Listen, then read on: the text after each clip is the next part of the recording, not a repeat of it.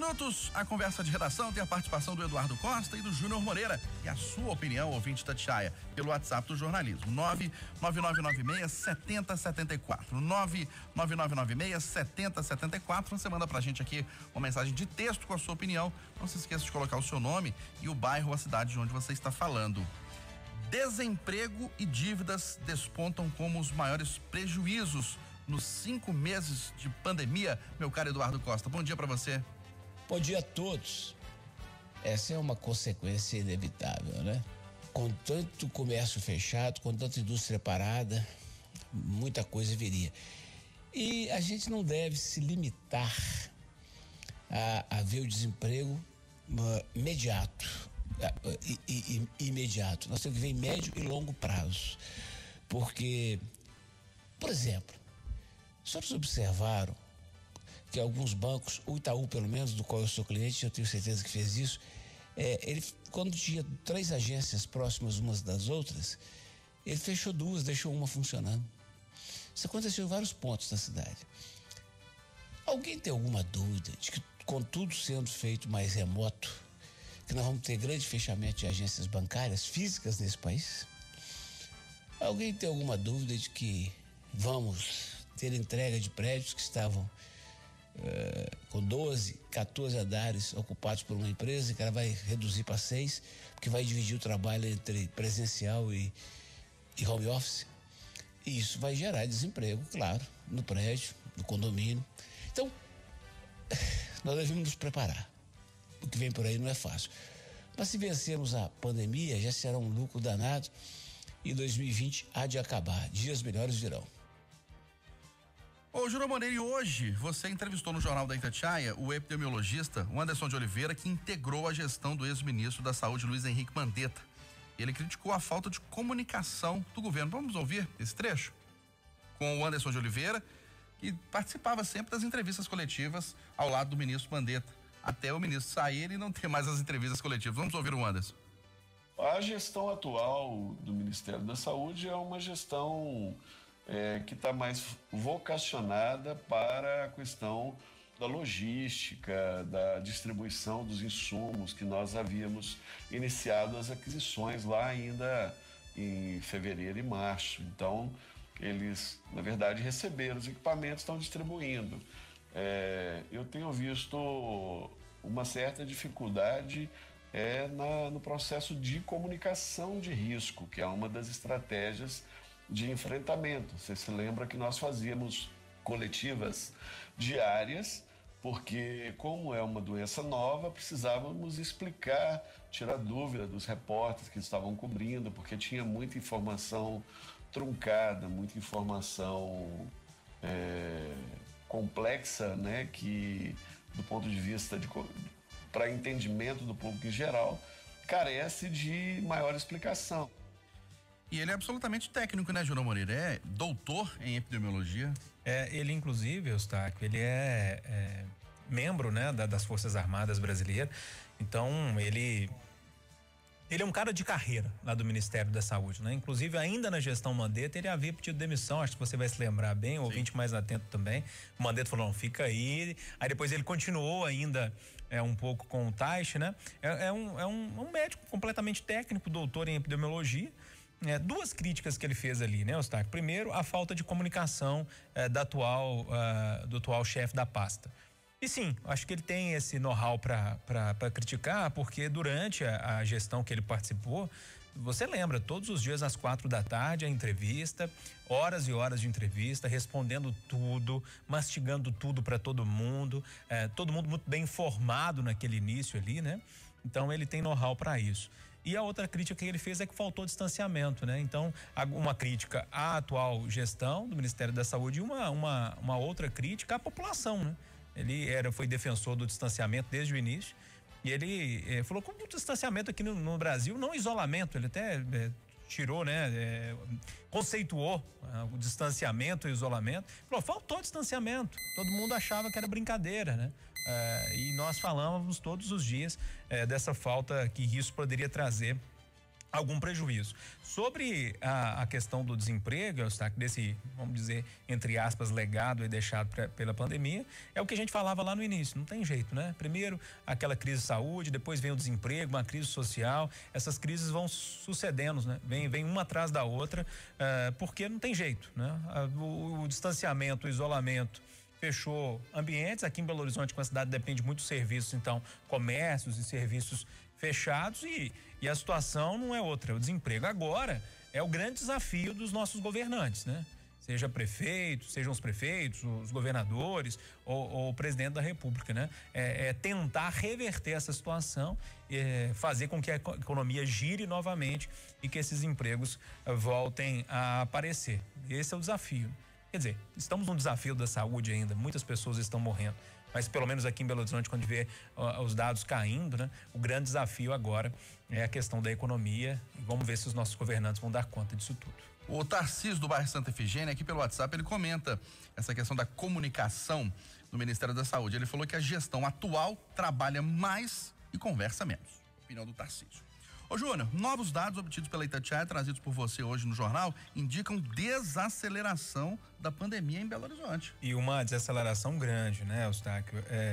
Eu disse ontem aqui para você, para o ouvinte do Conversa de Redação, o ouvinte vai lembrar, que eu fazia uma média com os dados que eu pegava do boletim epidemiológico que é divulgado todos os dias pela prefeitura. Aquele boletim é com a data do registro da morte, ou seja, a pessoa pode ter morrido há 2 semanas e aí demorou um pouco a confirmação, esse registro vem agora no boletim de hoje, por exemplo, ou no boletim de ontem. Então, o boletim mostra isso. Então, é preciso entender e diferenciar essas duas questões para a gente não atropelar e não achar que são coisas iguais, que são diferentes. E a questão da tabela que eu tive acesso agora é uma tabela que mostra realmente o dia da morte. Então eu peguei os 7 em 7 dias, fiz a média e aí a queda é vertiginosa. Tá? Por exemplo, em um mês nós caímos aqui em Belo Horizonte de 14,8 mortes por dia, mortes diárias, para 4 na semana passada. Apenas 4 na semana passada.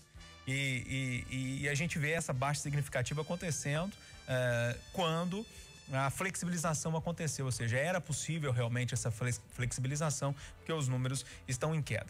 Vale ressaltar, que inclusive eu ouvi na nossa reportagem, na reportagem que eu fiz aqui pro Jornal da Itatiaia, o doutor Estevão Urbano, que é presidente da Sociedade Mineira de Infectologia, também membro do Comitê de Enfrentamento à Covid-19, e ele diz sim, é importante essa queda. É muito interessante, mostra aí o fim de uma primeira onda, pelo menos o gráfico aponta isso de forma muito, muito verdadeira, assim, o número de mortes caindo, né? Depois de um pico, um platô e a queda, mas ele alerta que a gente não pode baixar a guarda não, né? Apesar que a cidade está flexibilizada, amanhã nós vamos abrir alguns comércios novamente, nós temos, lógico, uma queda vertiginosa no número de mortes, mas ele me disse o seguinte, Júnior, os casos estão acontecendo. E esses casos podem sim chegar a ser transformados em mortes. As pessoas podem morrer com essa infecção. Então, muito cuidado, mantenha o distanciamento, ou seja, 2-3 metros de cada pessoa, máscara, álcool em gel, para a gente não baixar a guarda e continuar dessa forma mais tranquila até o fim e até a chegada dessa vacina, se Deus quiser. Aqui pelo WhatsApp, a Adriana de Iberité está dizendo: mas temos que aguardar o resultado dessa abertura do comércio em Belo Horizonte daqui a 14 dias. O povo tem que continuar se cuidando. É a opinião dela. Eduardo, uma morte já seria uma tragédia aqui em Belo Horizonte, mas podemos já comemorar essa redução no número de óbitos?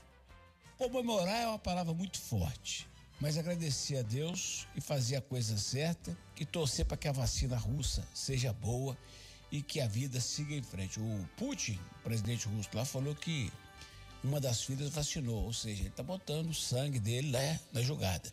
Não se sabe se é a Karenina ou a Maria, mas se a Karenina ou a Maria usar a vacina, eu também estou pronto para usar, seu Eustáquio. Pois é, Eduardo, vamos emendar logo nesse assunto. A Rússia anunciando hoje o registro da primeira vacina contra a Covid-19. Ué. É um alento? Quem está na mesa é o Fábio Lizardo? Fábio Lizardo. Ô Fábio Lizardo, a comunidade científica internacional está cheia de dúvidas. Ótimo, tem que ter dúvida mesmo. A OMS quer saber detalhes. Ótimo, tudo bem.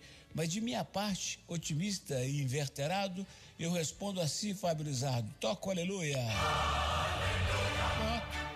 Tá dada a resposta, senhor Eustáquio. Você viu que hoje eu tô pai bufo, né? Você viu, né? Pai bola. É. Ô, Júnior, Animado? Animado. Com esse anúncio, mesmo com a desconfiança da comunidade internacional, da comunidade médica internacional? É lógico, a desconfiança existe, inclusive da minha parte, porque você tem períodos que precisam ser cumpridos na ciência, né? A ciência é assim, existem protocolos a serem preenchidos, cumpridos, para a gente chegar numa questão final, quando se fala de medicamento. Mas é uma ótima notícia, né? O Putin falou que vacinou a filha dele, não sei, fico meio com o pé atrás, não sei se vacinou mesmo não. Eu tomaria essa vacina hoje, tá? De forma muito tranquila, assim, até me colocava à disposição para fazer um teste, não vejo problema não. Agora, eu não vacinaria um filho meu por enquanto com essa vacina, não. Eu tenho um pé atrás porque a comunidade médica, os especialistas têm um pé atrás, né? Mas que não deixa de ser uma boa notícia, a notícia é espetacular, né? Uma vacina que está caminhando para ser a vacina que vai colocar a gente de novo no normal nesse pós-pandemia. Ô Eduardo, parentes das vítimas intoxicadas por cervejas da Baker rebatem comunicado da empresa 7 meses após o primeiro caso vir a público. Você sabe que esse é um assunto que eu já manifestei isso N vezes, me incomoda demais. Eu não era tomador de cerveja Baker, mas torcia demais. Eu torço demais por tudo que é mineiro, né? Genuinamente mineiro. E é muito triste você ver uma empresa se acabando aos poucos e desse jeito. Mas é muito mais triste você ver as vítimas, né? Eu tive a oportunidade de conhecer filhas, esposas, viúvas. Negócio horroroso, horroroso. Órfãos, negócio horroroso. Então eu sempre tenho muito cuidado. E quando eu ouvi falar que tinha essa polêmica, essa nova polêmica, primeiro eu fui conhecer a nota da Baker. A empresa está comunicando que contratou uma câmara de conciliação para iniciar um processo de entendimento. Eu pensei comigo, tá ótimo que a empresa esteja fazendo isso. Aí, diante desta nossa chamada para conversa, né, de que refutam a nota e tal, eu fui ver, pedi a ela me mandou a nota dos familiares. Então, veja o penúltimo parágrafo da nota. Na verdade, o antepenúltimo. Tá assim, ó. Portanto, ainda que seja tarde, é preciso que a cervejaria Baker assuma as suas responsabilidades, já que as autoridades envolvidas já as apontaram na conclusão das investigações que cercam este lamentável episódio. Agora, o penúltimo parágrafo.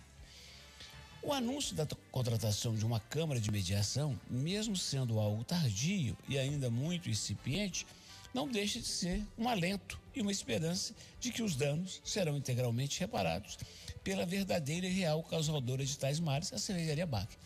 Então, na minha opinião, senhor Staco, está tudo certo. A cervejaria está fazendo o que tinha que fazer porque foi encerrado o inquérito policial na esfera criminal. Agora, a empresa, para evitar uma longa, quem sabe centenária ação na justiça civil de indenizações, contratou uma câmara e está tentando agilizar o processo. É o que eu consigo enxergar. E no que eu consigo entender da nota das famílias, elas estão dizendo antes tarde que nunca. Portanto, ótima notícia. E a sua avaliação, Júnior Moreira? Eustáquio, eu sou um pouco cético com essa questão dessas empresas especializadas em solução de conflitos. Geralmente essas empresas, elas empurram demais o problema com a barriga. Então, as pessoas que são vítimas da Baker, dessa cerveja envenenada aí, precisam ficar muito atentas para não serem enroladas. Eu vou fazer uma comparação, pode ser parecer que é uma comparação que não é muito viável, mas lembra a Fundação Renova, que foi criada lá pela BH Billiton, pela Samarco, pela Vale?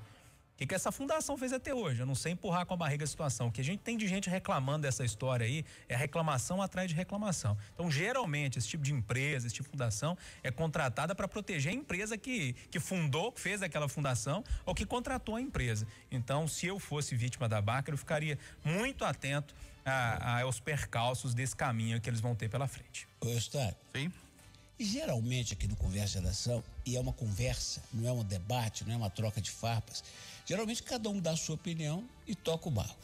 Eu quero pedir licença ao Júnior para botar um porém na fala do Júnior. Ô Júnior, a Fundação Renova é uma instituição criada pela Samarco, BHP, Billiton e tal, para gerir lá as ações. Agora, o que a Baker contratou foi uma Câmara de Justiça privada. E embora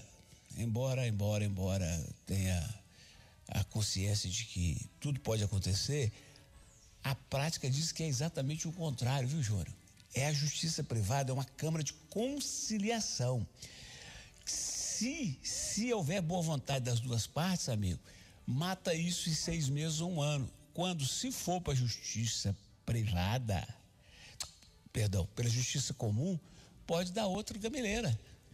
Tem viúvas, tem órfãos que não receberam indenização da gameleira 70 anos depois. Então, é por isso que eu estou otimista, viu, Júnior? Eu queria fazer essa ressalva para dizer para as pessoas que se tem um cara nesse mundo que defende a justiça privada, e eu entraria de cabeça num projeto desse, de abrir loja mesmo no centro, para poder botar as pessoas para conversar e entrar no acordo e bater o martelo e largar a justiça comum lá com suas encrencas maiores, que são, por exemplo, homicídios e tal. Eu até disse, Eduardo, que talvez eu estaria mal comparando, mas eu quis só traçar um paralelo, concordo com você que são coisas diferentes, mas de qualquer forma, eu espero que você realmente esteja certo nessa situação toda e que essas vítimas recebam o quanto antes o que é deles de direito, mas eu ficaria muito atento a tudo. Vamos finalizar aqui falando mais uma vez da questão econômica aqui em Belo Horizonte, funcionamento do comércio. Amanhã, né, expectativa para a reabertura do comércio novamente, quarta, quinta e sexta na capital. Os comerciantes têm um balanço aí de prejuízo ou queda nas vendas de 25% no Dia dos Pais em relação ao ano passado. E, por outro lado, Eduardo, restrições do período eleitoral, né? Esse ano temos eleições municipais, colocam freio em isenção de imposto de comerciantes de Belo Horizonte. A prefeitura vai continuar parcelando, mas não isentando impostos. Mas é sempre assim. Quando é para ajudar quem contribui, é sempre assim. Tem uma legislação. Mas façamos o seguinte, Eustáquio. Parcelando e cancelamos agora. Adiamos a cobrança e depois que passar o período da legislação, isenta. Por que não? Ô, Júnior, você está otimista, está animado para essa volta do comércio amanhã de novo? A segunda fase da primeira fase. Eustáquio, tô confiante. No sábado, as pessoas que saíram na cidade me disseram que a situação era mais tranquila do que foi quinta-feira, né? Quinta-feira eu fiquei muito apavorado com a situação que estava acontecendo lá no centro. Espero que amanhã o povo já tenha matado a saudade da rua, né? E vá realmente ao comércio apenas se realmente for preciso comprar alguma coisa.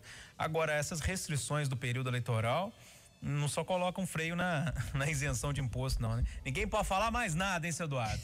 Meu Deus do céu. Os meses que vão ser difíceis. A partir de hoje, atenção, ouvinte Itatiaia, não pense que a gente ficou mudo, não. É que não pode nem elogiar e nem criticar ninguém que for candidato, senão a gente fecha a rádio. Eles fecham a rádio. É a velha expressão, né, Eduardo? Não pode falar. Eu tô falando que não pode falar, o seu Eustáquio não acredita, não. Agora o Eduardo vai usar muito isso, não pode falar. Ô, gente, deixa eu dar uma opinião aqui. Não pode falar. Ô, Eustáquio. Oi.